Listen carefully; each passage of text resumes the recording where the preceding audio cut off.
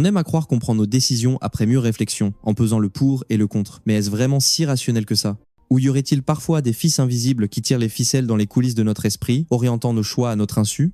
Aujourd'hui, on va ensemble lever le voile sur les secrets de notre psyché et explorer 5 effets psychologiques qui influencent nos décisions quotidiennes, du choix de notre tenue du jour au bulletin qu'on glisse dans l'urne. Rassurez-vous, pas de jargon psy compliqué au programme. On va plutôt décortiquer ensemble les petites combines que notre propre cerveau nous joue. 1. La surcharge de choix, choice overload, quand trop signifie rien du tout. Vous est-il déjà arrivé de rester planté devant le rayon confiture chez Carrefour ou Auchan face à des dizaines, voire des centaines de variétés différentes ? Abricots, fraises, oranges, framboises, puis la version allégée, la bio, la recette de grand-mère. Au début, cette abondance semble séduisante à la liberté de choisir. Mais après quelques minutes à en avoir plein les yeux, comment vous sentez-vous ? Fatigué ? Perdu ?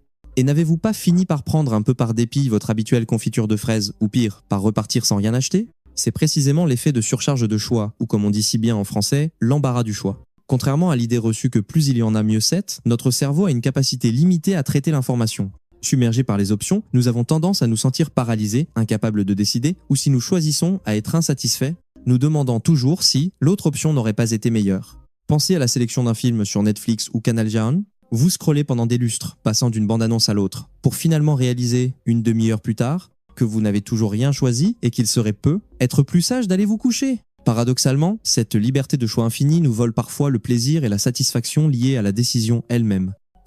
Être qu'un menu de restaurant avec quelques plats bien choisis est parfois plus agréable qu'une carte longue comme le bras, non ? 2. L'effet d'ancrage, anchoring effect, le piège du premier chiffre.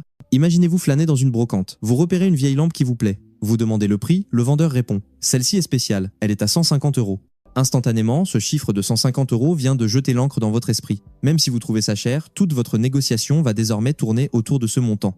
Vous arriverez être à descendre à 100 €, voire 80 € et vous aurez l'impression d'avoir fait une super affaire. Mais si le vendeur avait annoncé 80 € d'emblée, n'auriez-vous pas tenté de négocier à 50 €?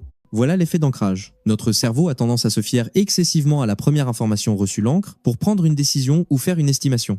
Ce premier chiffre, qu'il soit pertinent ou non, devient le point de référence pour toutes les réflexions ultérieures. Cet effet est partout. Pendant les soldes, vous voyez une veste affichée prix initial 200 €, maintenant seulement 100. Le 200 € est l'encre qui vous fait percevoir les 100 € comme une aubaine, même si la valeur réelle de la veste n'est être que de 80 €. Lors d'une négociation salariale, celui qui annonce le premier chiffre prend souvent l'avantage en fixant l'encre. Même sur une carte de restaurant, la bouteille de vin la plus chère listée en premier n'est pas seulement là pour être vendue, mais aussi pour rendre les bouteilles à seulement 50-60 beaucoup plus raisonnables en comparaison. Malin, non ? 3. Le biais de confirmation bias. Vouloir n'entendre que ce qu'on croit déjà. Avez-vous remarqué que lorsque vous avez déjà une opinion sur une question politique ou sociale, vous avez tendance à chercher les articles, regarder les émissions ou suivre les personnes sur les réseaux sociaux qui pensent comme vous ? Et quand vous tombez sur un avis contraire, vous l'écartez facilement, le jugeant biaisé, peu fiable ou tout simplement faux.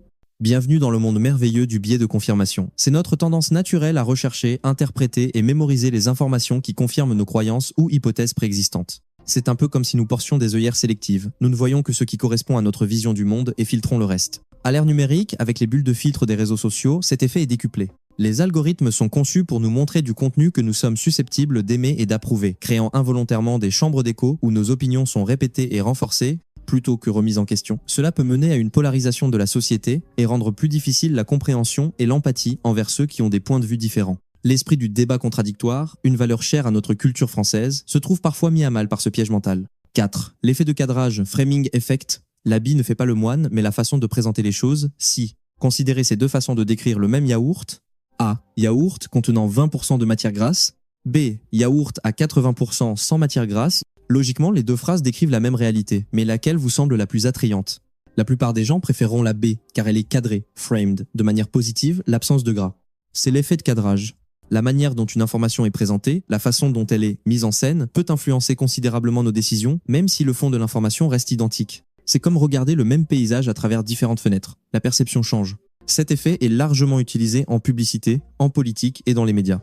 Une opération chirurgicale avec un taux de succès de 90% semble bien plus rassurante qu'une autre avec un taux de risque de 10%, alors qu'il s'agit de la même chose.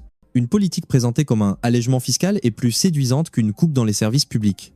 Prendre conscience de l'effet de cadrage nous aide à regarder au-delà de la présentation pour évaluer la substance réelle de l'information et ainsi aiguiser notre esprit critique. 5. L'aversion à la perte, l'os aversion, la peur de perdre nous hante. On vous propose un jeu, lancez une pièce. Si c'est pile, vous gagnez 150 €. Si c'est face, vous perdez 100 €. Vous jouez ?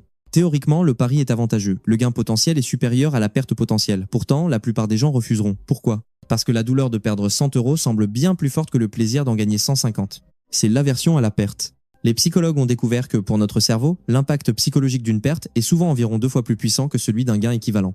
Autrement dit, nous craignons davantage de perdre ce que nous avons que nous ne désirons acquérir quelque chose de valeur similaire. Cet effet explique de nombreux comportements qui semblent irrationnels. Pourquoi gardons-nous des actions en bourse qui chutent, espérant qu'elles remontent, peur de concrétiser la perte? Pourquoi hésitons-nous à changer de fournisseur d'accès Internet ou de banque, même en sachant qu'il existe de meilleures offres, peur des complications, peur de perdre quelque chose dans le processus? Les stratégies marketing comme les 30 jours d'essai gratuits ou la garantie satisfait ou remboursé jouent sur cette corde sensible. Une fois que vous avez possédé quelque chose même temporairement, l'idée d'y renoncer devient plus difficile. Apprivoisons ces farceurs dans notre esprit. Voilà, nous avons passé en revue 5 effets psychologiques courants qui gouvernent nos prises de décision. De la paralysie face à l'excès de choix à l'encre invisible du premier chiffre, en passant par les œillères de nos croyances, le pouvoir des mots, et jusqu'à la peur obsédante de la perte, clairement, notre cerveau n'est pas toujours une machine parfaitement logique. Mais cela ne signifie pas que nous sommes impuissants. Comme nous l'enseigne l'esprit des Lumières, la prise de conscience est le premier pas vers la libération.